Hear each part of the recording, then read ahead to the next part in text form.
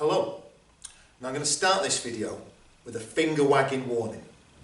The 5-star paragraphs that you write can lose their shine pretty darn quickly if you're messing up, mixing up, muddling up your tenses.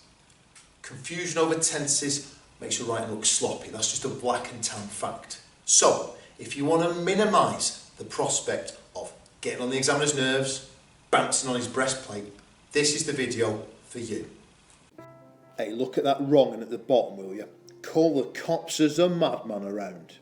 Eyes on the paragraph now, and you'll see our lack of control, a lack of consistency in the tense I use damages the quality of an otherwise solid paragraph. And make no mistake, the green adjectives, the blue verbs here telegraph my broad vocabulary and careful crafting to the examiner. But clock the words in black there. I've deviated from past tense with these two ill-advised forays into the present tense. It makes the overall paragraph very clunky to read. However, once I secure my tense, introduce some consistency to that past tense, those sentences start to skip along with their beauty unblemished. There's nothing now to upset the flow of quality. The only time tense shifts really work is in the sort of short responses that you produce if you're imaginative, your creative writing tasks. You'll only really tend to monkey about with tenses at the start and end of your narrative, the first and last line, say. Now, I have a great video on this technique, which I call bookending, if you want to see the trick done in a bit more depth. But you can see here I pulled a nifty shift from the present to the past tense. Unfortunately, it's done very awkwardly here, that switch from present to past. It's very clunky, mainly because I've used what's known as the past perfect tense. We had thumped, I had played, they had jumped. I've also used the past perfect continuous tense. I had been playing, we had been seeing, that kind of thing. And the past perfect tense shows that something was done before something else happened. For example, Cliff had disposed of the body before the police arrived. And it can be very jarring, very awkward to the ear.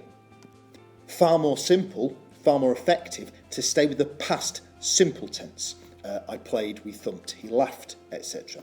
The past simple tense, clues in the name. It's simpler to use, it's less awkward to read, so nothing spoils the flow of my silken sentences, my platinum prose. It's no coincidence that most novelists use it as their default tense too. I guess if you burn to ease or stagger that transition from present simple to past simple tense, you could tonk in a line in the past perfect tense like I've done here. All afternoon I had played football. I guess that signals that this all comes before the fateful event that I alluded to in my first line, that event that changed my life forever. But it's not obligatory to use that past perfect tense. I'm not sure I'd bother really. After all, I'm a firm believer in this motto, which I first heard from my dad. KISS, keep it simple, stupid. He was a great one for raising your self-esteem, was the old man. Simple present or simple past, these are the best tenses to embrace. Your lovely language use will shine all the brighter so long as your tense is inobtrusive, it doesn't get in the way, so long as tense confusion doesn't jar the ear and the eye and make the examiner shave a few marks off your work. We're finishing up now, folks, so I'll repeat myself at the risk of being rude. You'd want to control your tenses to maximise your grade in your imaginative and your transactional writing tasks.